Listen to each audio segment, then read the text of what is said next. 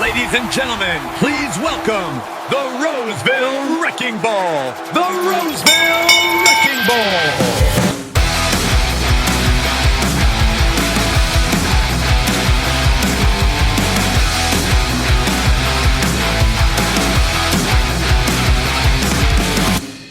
Joshua Shrum.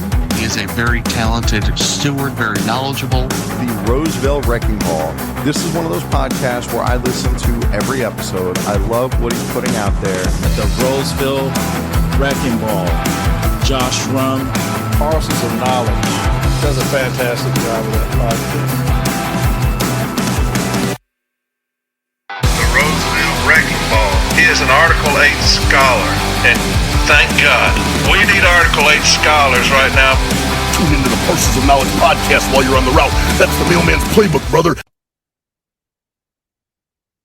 Good morning and welcome back to Parcels of Knowledge, the podcast dedicated to delivering knowledge to the city letter carrier with your host, the Roseville Wrecking Ball, and JG. Yeah, we got a second host today. I know you guys were wondering who's going to be the co-host. We actually do have that covered.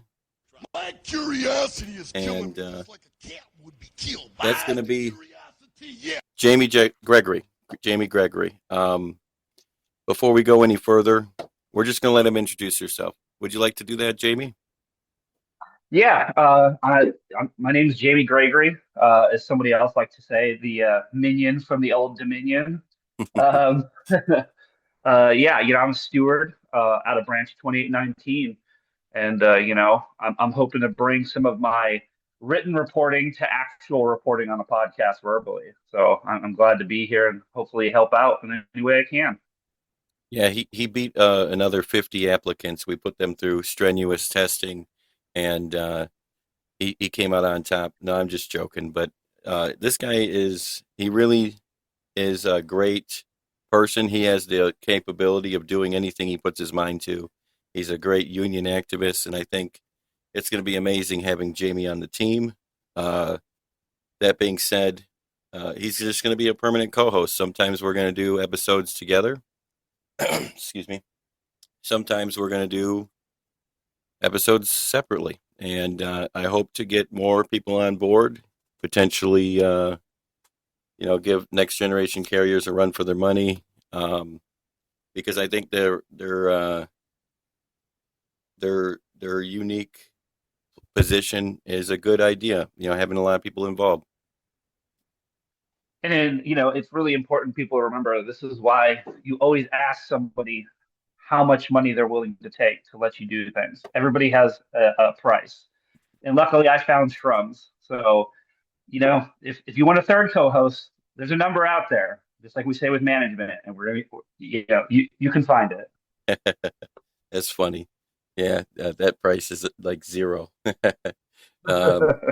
Anyone who knows me knows I don't have any money, but I appreciate everything you guys do. With that being said, it is Wrecking Crew Wednesday, and or Wrecking Crew Wednesday, where we do have a format. Our Wrecking Crew is the Patreon members.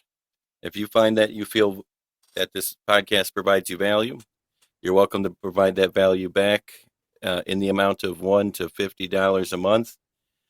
It's absolutely cancelable at any time, and you get a couple different perks. You get to choose the Wednesday episodes.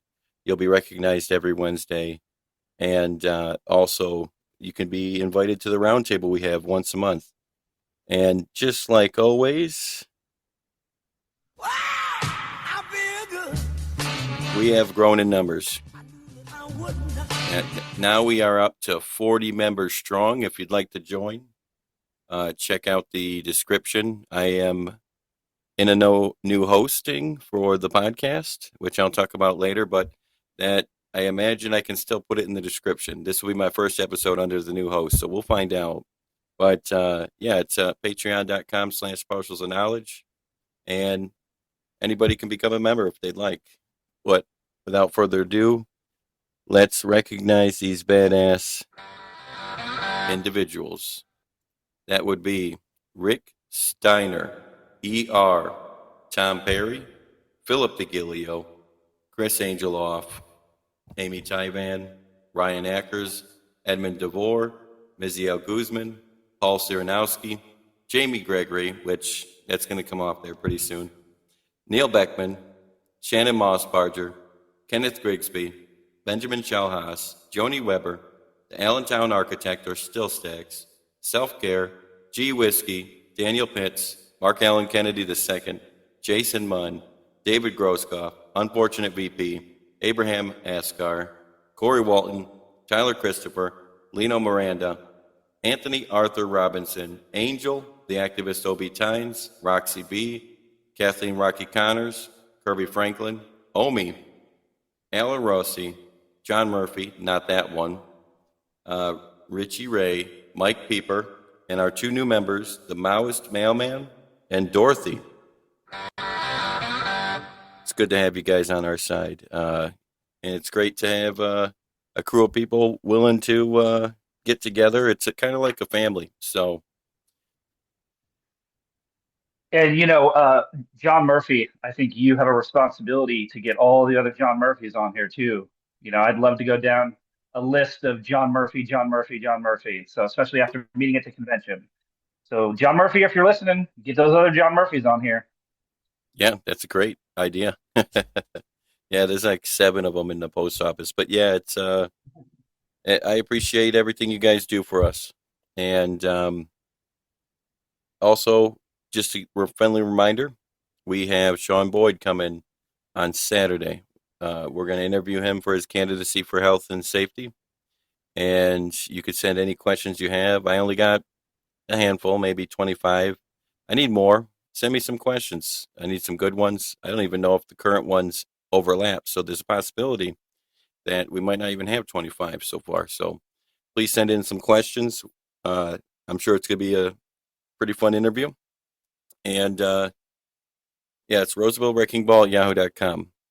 Other than that, I do want to talk about the fact that I am redirecting the RSS feed for this podcast. That being said, there may be some bumps in the road. So, there's a chance that I lose all the episodes and I don't have them backed up. So we'll see what happens. I don't think that's going to happen, but we'll see. And if you have to resubscribe, you might have to resubscribe. The point of the redirect is so that you don't, and that everything stays the same on the outside. But take a look at it, see if you need to resubscribe if you aren't already subscribed, because I might lose some, like maybe all the Apple listeners or all the Spotify or something like that. It all depends on how things shake out. But I'm currently redirecting my feed to a new host. There may be some bumps in the roads, and that will explain to you why. But as always, the Wrecking Crew did choose the topic. And you know what? I'm going to make this a contest. For the rest of the year, me and Jamie will submit. There's always 4 options for people to choose. We'll each submit 2 options each, and whoever gets the most options selected, they'll be the winner. This is Jamie's topic. He chose 2 different ones, and this topic won in a landslide. It is the topic of no knock. Basically, don't do the knock and drop. Sorry, I'm at a loss for words here, but parcel delivery at the door and the situation surrounding that. I'm going to let Jamie start us off as the new co-host. Okay, so this is something I'm sure we deal with a lot because package delivery is more and more becoming the kind of our main job at the post office. Like parcel delivery at a customer's door, it seems really simple. As far as you just doing whatever somebody told you at the academy, what other carriers told you, or you trying to make up the time. But once you actually separate the rules from local habits, it becomes a lot more clear what you are and aren't supposed to do. There is no sources that will ever tell you that you're supposed to just drop a package, take off. You know, I'm sure Josh says it all the time. You'll hear it on just about every other podcast. The M41 governs what we actually do. It's what gives us certain release authority, how we're supposed to interact with the customers, all that kind of stuff. So today's episode is really going to dive into a lot of the contractual and some of the other sources that govern how we're supposed to handle delivering packages, and in some cases, what you're supposed to do when the supervisors give you different instructions for how not to do the thing you're supposed to do. Um, so, uh, yeah, like we're gonna, I guess, dive right into some of the contractual frameworks of Article 19 and the M41. Um, so 19 obviously is like a lot of things. It's kind of the contractual bridge between the national agreement and all of our postal handbooks and manuals. Um, you know, you've heard it a lot on this podcast, the JCAM. Everybody should love the JCAM. Get a copy of the JCAM because that is going to explain in much greater detail what that actually means. And in some cases, it'll tell you specifically what handbooks are or are not covered. Um, the M41 is very easily the top of that list. Like if it's in the M41, it's something we're supposed to do. And parcel delivery has its own section within the M41. I believe it's section 6 or chapter 6, if I remember off the top of my head. Um, so, but it's important to understand that and to understand the distinction for when supervisors, especially when the supervisors create a blanket local instruction, such as leave all packages on the porch, don't wait at the door, or worst case scenario, leaving notice without actually attempting the delivery. Um, it's not whether how efficient it is to do this, because obviously it's going to be faster to just run up to the door, drop it, maybe even knock it in its takeoff, but it's rarely correct. And it's not as efficient as most people think it is because you're often misdelivering packages, or it could be that there's some other issue, or like the fraud packages is more and more of a recurring thing. So if you just drop it, scan it, and hit through, enter, enter, enter, you may not realize that you're delivering a package at 123 Main Street, but it actually says it belongs over at 720 East Boulevard or something. So that's why it's kind of important that we really follow, the M41 and stuff like that. So. All right, yeah. So yeah, this is mainly going to be about of course, parcel delivery is a huge part of what we do, but we're going to be focused on the route protection part of that parcel delivery because at the end of the day, that's really the thing that we need to focus on most and what we've most gone away from. And he said earlier, no one will tell you just to knock and drop, but management will. Unfortunately, management will, and even if they don't tell you, they'll imply it. And we do have particular instructions, and unlike a normal episode where I might read off of the contract talk, we're going to be reading off of something that Jamie Gregory himself prepared, and this will be available on the Parcels of Knowledge Facebook, just to let you guys know, so that you can actually read it, share it with people. He's got a whole list of sites and things like that. So I'm going to go on and talk about parcel delivery under the M41. The core instruction is direct.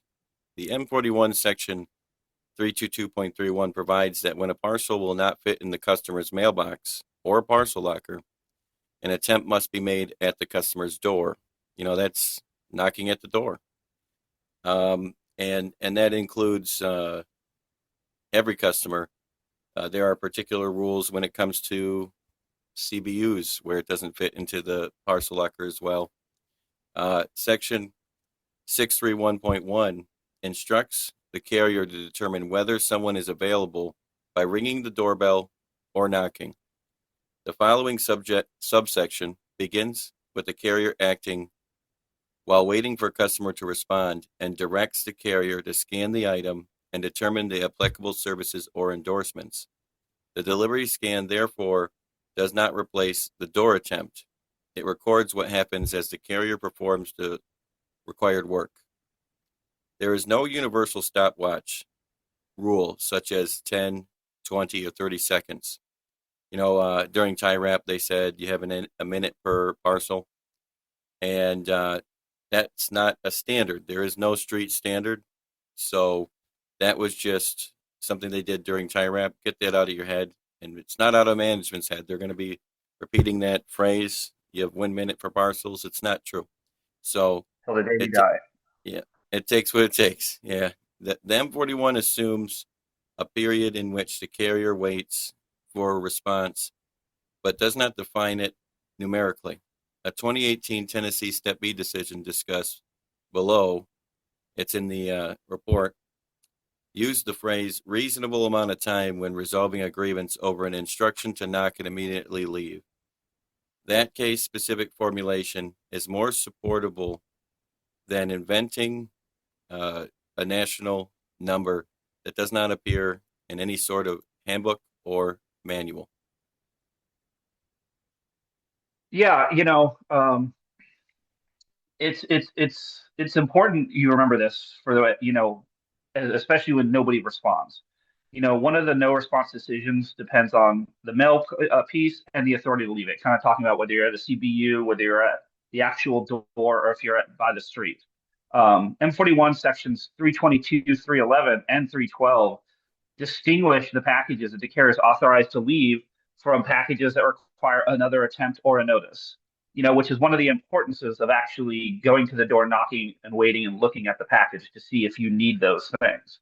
Written addressees can actually direct and authorize alternate delivery locations.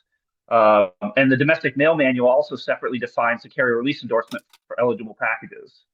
Now, carrier release is limited to uninsured packages that don't require a signature and authorizes the carrier to leave the package when no one is available.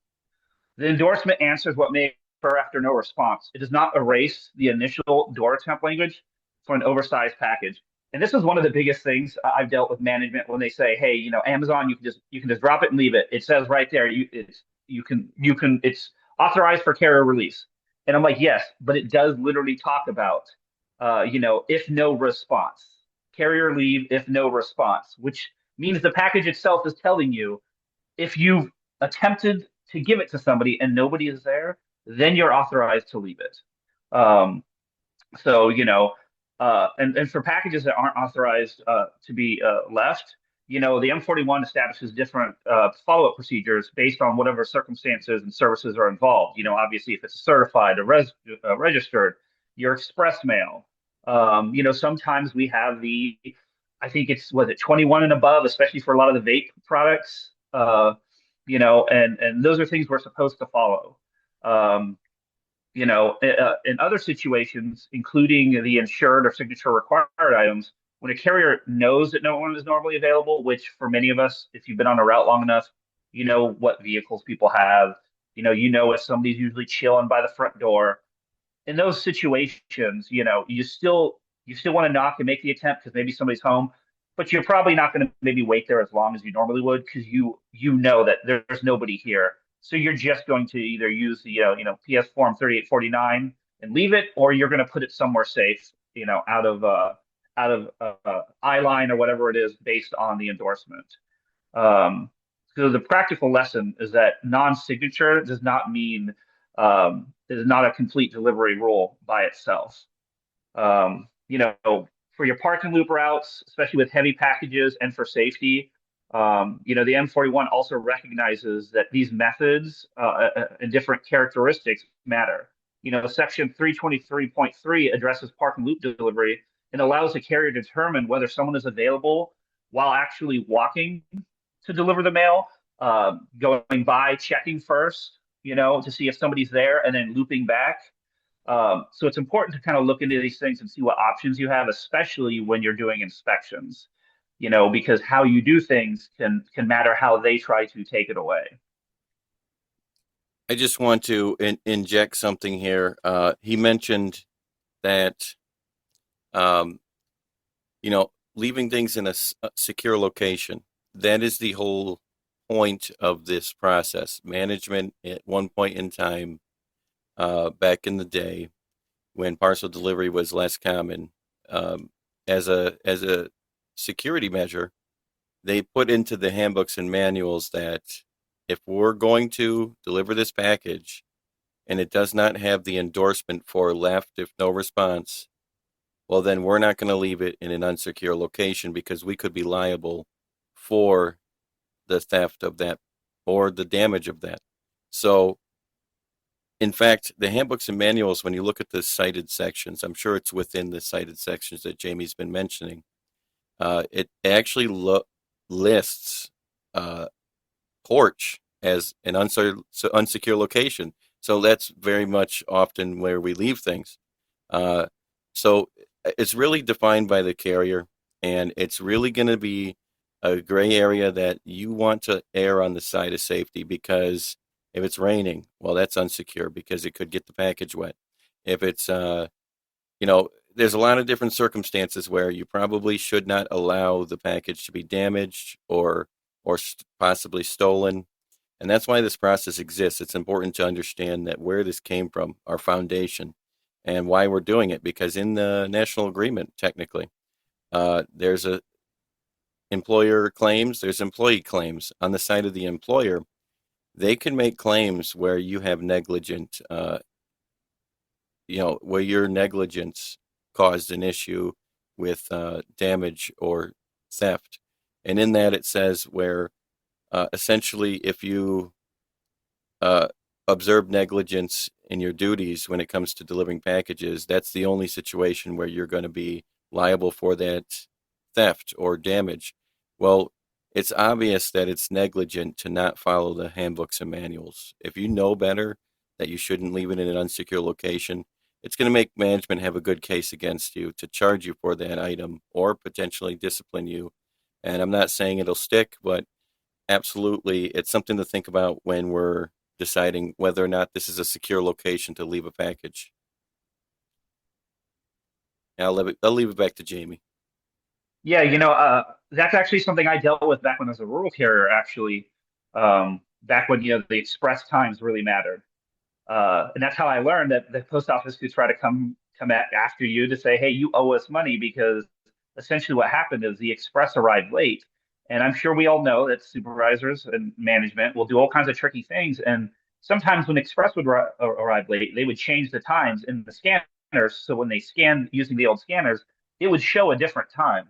Well, they forgot to do that. So these express arrived maybe 3, 4 o'clock, and I'm taking it for an entire 2 zip codes, maybe 30 or 40, just delivering them, not thinking anything of it, realizing it, almost every single one I'm delivering is arriving late. And of course, a lot of customers started reaching out saying, hey, they wanted their money back because it arrived late.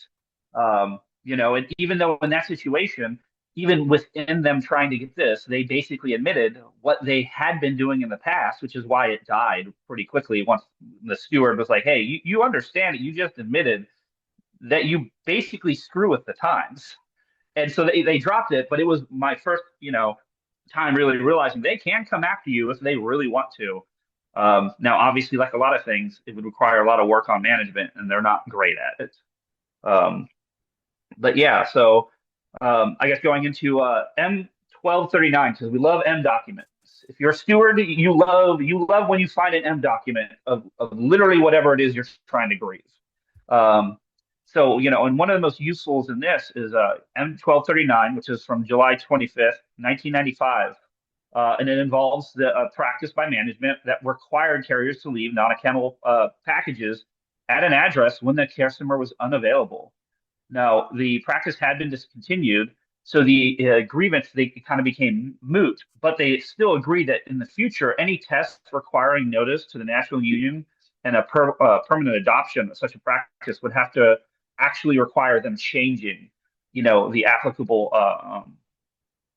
handbooks and manuals under 19, which is something I know I say a lot of people. I say, look, maybe it's old fashioned, maybe things should change, but until you or your bosses actually change what the handbook says, that's what it is. And this M document matters because it demonstrates that any kind of permanent porch leave policy is not something that local management just gets to do. There was even a 1996 contract talk that just summarized this same principle for its members. They cannot establish delivery procedures that differ from published national regulations.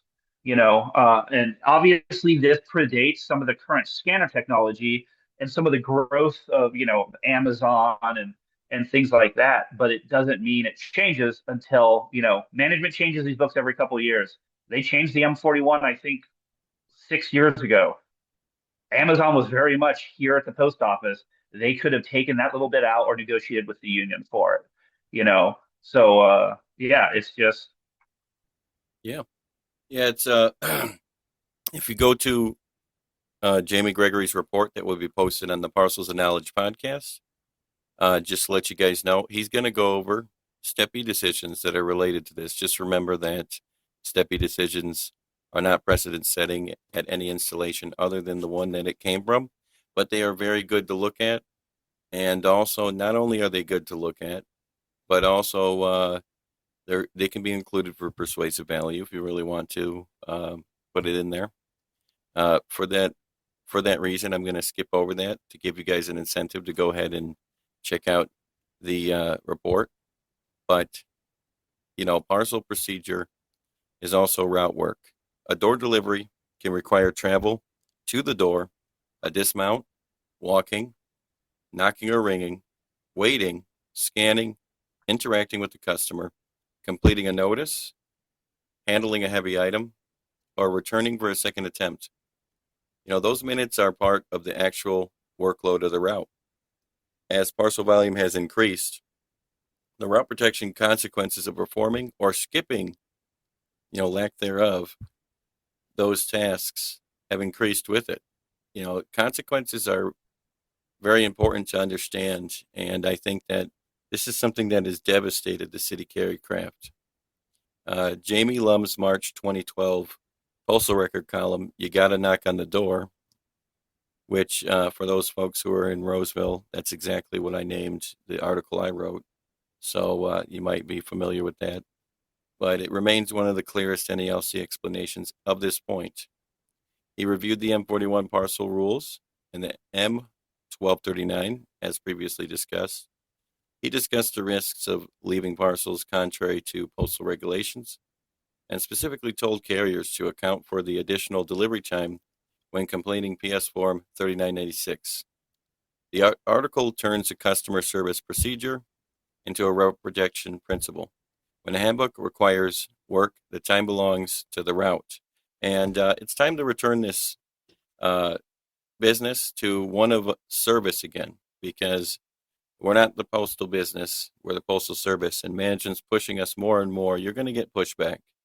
One thing I would like to recommend is that if management instructs you anything otherwise, we're going to conclude it with a summary of the exact rundown of how this should fall out. But if they instruct you anything otherwise, that's an improper instruction grievance under Article 3, and you should immediately inform your steward. And if they don't want to file one, then talk to the branch, and if they don't like it either, have them call us, because it's a very easy grievance. A lot of times stewards, they might not be knowledgeable of Article 3 improper instruction grievances.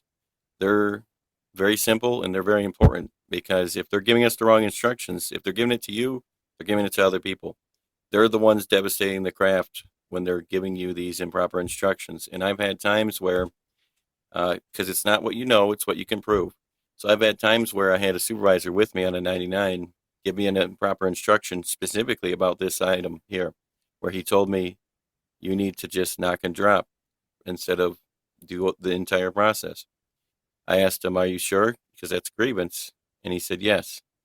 I went to go file the grievance, and there was no proof that he said those things, because when I went to go meet, he said, I never said that. So sometimes the grievance procedure, if you don't have any proof, sometimes you can use it to your advantage anyway. So I got a settlement that said that, in fact, he would allow that procedure, that it's what's supposed to happen, and that's what he said. Well, then I went on a 99 with him again, and he gave me the improper instruction again. When you develop a pattern, sometimes you can prove it without any proof. And I said, look, supervisor, which one do you want me to do? We already talked about this.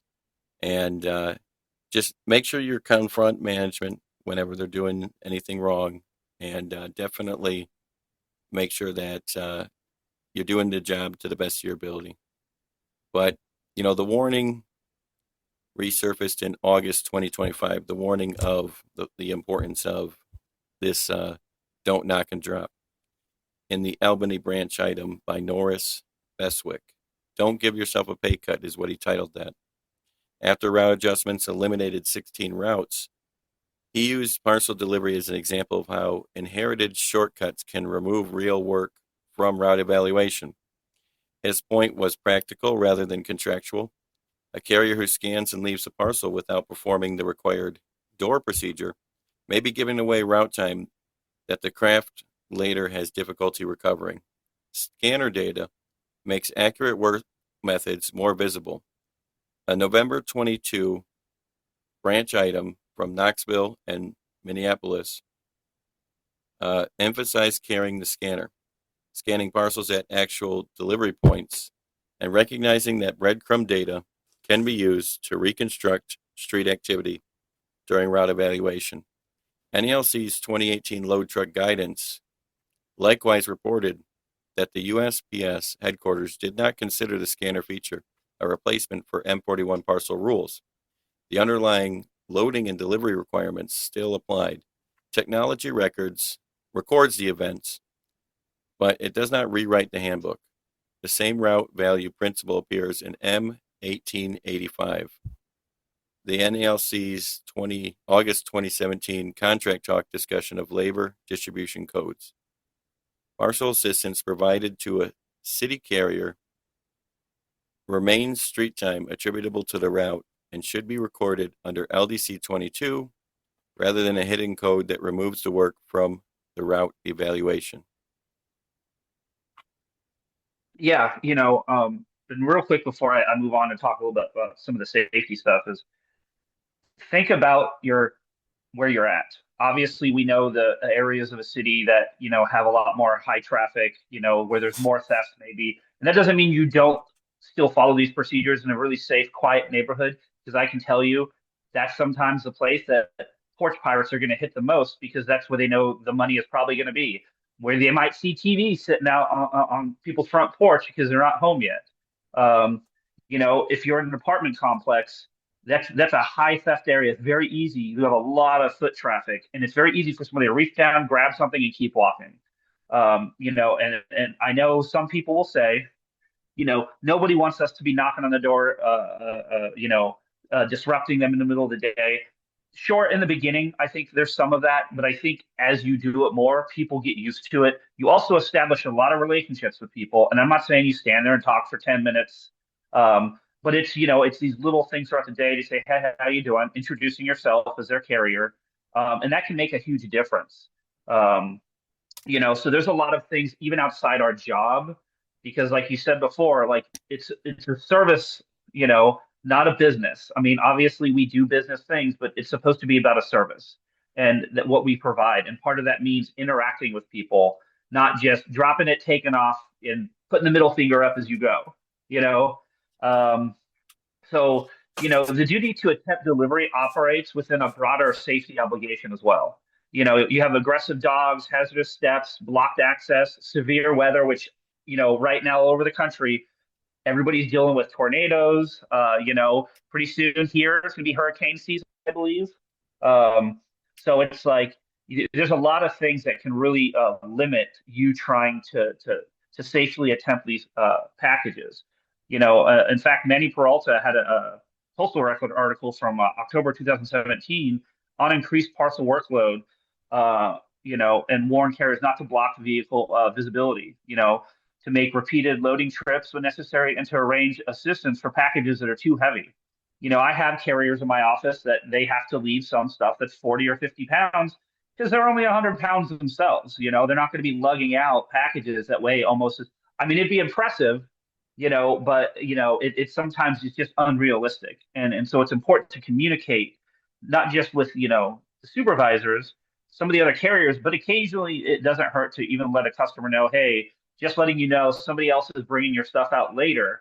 So if you see a face you've never seen before, don't lock up and hide behind it, like come out when they knock and get your package. So, You know, these are all things that the rising package volume can do, especially with overburden routes. Um, so and these customer instructions are very relevant because when you read them together with the carrier procedure, it allows certain recipients to direct delivery to certain locations. And sometimes that can be for a good reason. They might have steps that are messed up, so they're telling you, "Hey, put it on the side of my house." You might have an older person home who either can't go through the front door, like I have people like that I have to go to the garage. I ring a little bell and they come out because they can't go down the steps. So you want to check those things out, and sometimes the USPS FAQs on their website can be very helpful, even just showing what we know we're supposed to do. Because sometimes they will actually have the questions that you can literally show a manager and be like, look, right here on the FAQ, it's a customer saying, do they have to do this? And it says yes. It's black and white. That's what your bosses put on a website. You know, um, so, but it also gives redelivery options in case you can't leave because of rain, because of flooding, a fire, like whatever it is, there's options to get those packages back. Um, you know, it's just, I kind of think in conclusion, we're not saying that every single time we are saying essentially every single time you should do this. We understand whether you're a CCA, if you're running late, that we all sometimes kind of fudge what we're supposed to do. But it's important that we remember what our actual handbooks and manuals say and what they support, which means, especially with all these route inspections that the post office is going crazy with right now.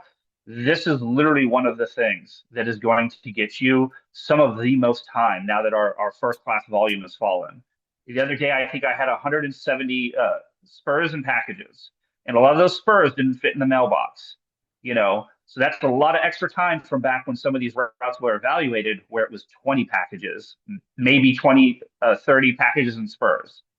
So the strongest reading of the available resources, it's a sequence where you're supposed to do, not a slogan.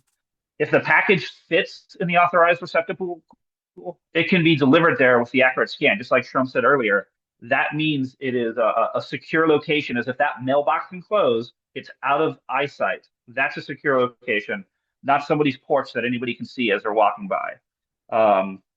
If it doesn't fit, that's when the M41 requires you to do a door attempt. And whether that means you ring or knock, because people have the ring cameras. If somebody comes on the ring camera and gives you verbal authorization to leave it, I think most of us would say, "Hey, I got the authorization." Ask them where they want it. And then follow those customer directions.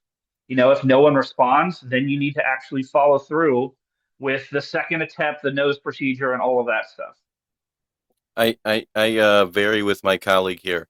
I don't take any instructions from ring cameras because I don't think that that's an appropriate method of communication. And also, one thing I do want to point out, although everything Jamie is saying is very valid, I do want to point out that the handbooks and manuals specifically state, and it's very particular, written instructions of alternate delivery location. So what I do is I ask my customer my customers get upset when you don't deliver their package that day because they're used to the knock and drop service. Some people, they would love to have their package today. And the fact of the matter is, well, if I leave your package today in an unsecure location without the alternate instructions, well, then you're going to potentially get it stolen. And although today when you didn't get it, you're going to say, hey, you should have left it. I'm going to be left in a bad situation when someone steals it and you say, hey, I never told them to leave it on the couch on the front porch. So that's why I tell my customers, I said, I can do whatever you need me to do, but you're going to have to write it down and give it to me. And I'm going to keep it at my case as a special instruction from that particular address. That way, if anybody gives me any shit about, hey, your customer says they never told you to put it there and they did, and then it got stolen, you can pull out your instructions, say nope, and that serves as notice to people who are not familiar with the route, because then they know where to leave it as well. And you know what?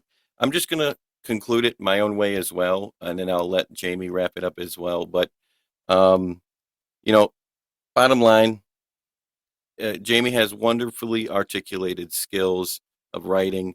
You should check out his report. But in conclusion, I just think if you got a package that don't fit in the box and it's not a secure location, you got options. The options are you can either check the endorsement. If it says leave if no response, then you leave it if no response, because that endorsement's there for that reason. You're going to have to knock no matter what. But when it doesn't have leave if no response and it has to be left in an unsecure location, you must leave a pink slip, bring it back to your office, attempt redelivery the next day. Bottom line, that's what it says. And if you don't do that, that's on you. But it's part of route protection. It'll increase your route's value. If we're doing the things we need to do every day, you're going to have over 8 hours every day. That's going to be tough because that management might bitch at you. But you got to be tough right back, because you got two choices. You can either have a tough day every day and eventually they're going to stop messing with you, or you can have an easy day every day, but then you get added to and you get routes eliminated. So that's where it's a tough decision, but we got to take the right choice. Now, hopefully, you guys are as excited to have Jamie Gregory on our team as I am. He's a fantastic individual. And just leave in the comments whether or not you love Jamie. I would love to hear about the fact that he's so cool. And, good, bad, or indifferent, you can say whatever you want about him. We're still going to have him on because he's amazing. And, I know who he is and what value he provides. But, it's great to have another co-host. And, yeah, I'm going to leave it back to Jamie. You're the man now, dog, Jamie. Yeah, no, negative comments only. I like the abuse, so I want to go through those comments and just feel so much better about myself. So no, I do stand corrected, and it's so funny that Sherm, you had mentioned the fact that like written instructions. I literally tell carriers this all the time. Open up your little black route book underneath your case. If you go to the back of that, especially I'm sure in a lot of offices, that thing hasn't been touched in 30 years. If you go to the back of that book, you will probably see a whole sheaf of papers that is nothing but customers giving the carrier written instructions to leave their package and where. I actually have some in mind that I got from people, but it is good because that can happen. Like, I'd love to say every one of our residents is a great person. That's not always the case, especially if you're talking a couple $1,000 laptop that they said leave there, and then somebody snatched it or the rain came. So no, that you're definitely right on that. As far as everything else, like yeah, I appreciate you having me on.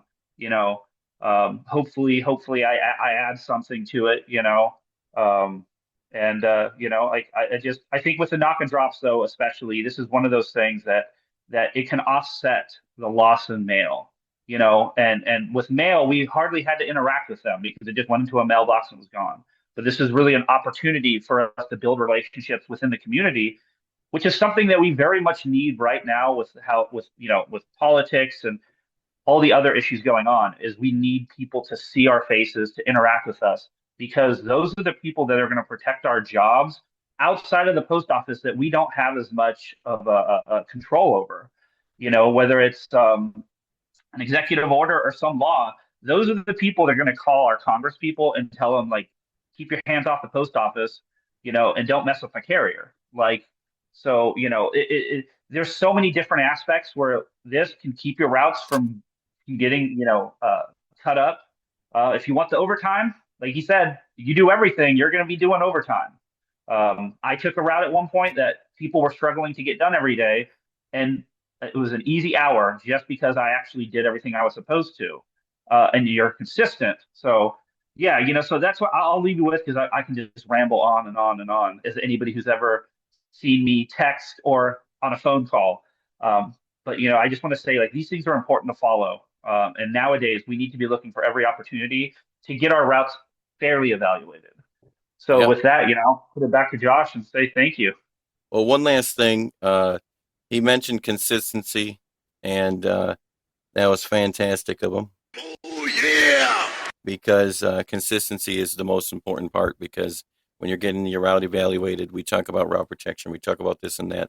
If you're not doing it every day, and then you let them know you're not doing it every day, especially, or if management can prove you're not doing it every day, routes are based on what you're supposed to do every day. So what's not normal, not contractual, can sometimes become what you get evaluated for, because it's supposed to be based on your daily routine. And if you make any attempt to be disingenuous and suddenly do it all of a sudden, they could try and attempt to try and discredit that time. So make sure you're consistent. Start this good habit. I'll give you a perfect example, prime example. In my union office, with any new stewards, including myself, I get myself into good habits because I don't like to accidentally, if you're not doing a routine, you're going to accidentally do the wrong thing. So at Step B Appeal, you can't have staples or paper clips or double-sided paper. So I banned them completely. I tell new stewards absolutely no staples, paper clips, or double-sided at any step in the process, because you need to develop these good habits. And that's the same consistency you need to demonstrate when it comes to protecting your route. Don't do it when you need the time, although that is an option. For example, if you have a Tuesday where it's 7 hours, now all of a sudden you do these drops, or these pink slips and all this stuff that you're supposed to be doing. Don't be that guy, because if you're not consistent, you're going to forget to do it, and it's not going to become a good habit. And routine is something that we've been missing for a long time. So develop a good routine. One last thing. Hopefully, you learned something valuable today. And we got Sean Boyd coming. Don't forget to submit us questions. And hopefully you have a good day today.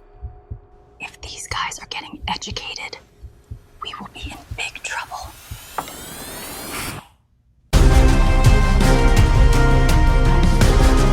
Management's been weighing you down like a bag of wet catalogs, but you don't gotta take it. You strap on the elbow of education, dig it? Ladies and gentlemen, please welcome the Roseville Wrecking Ball.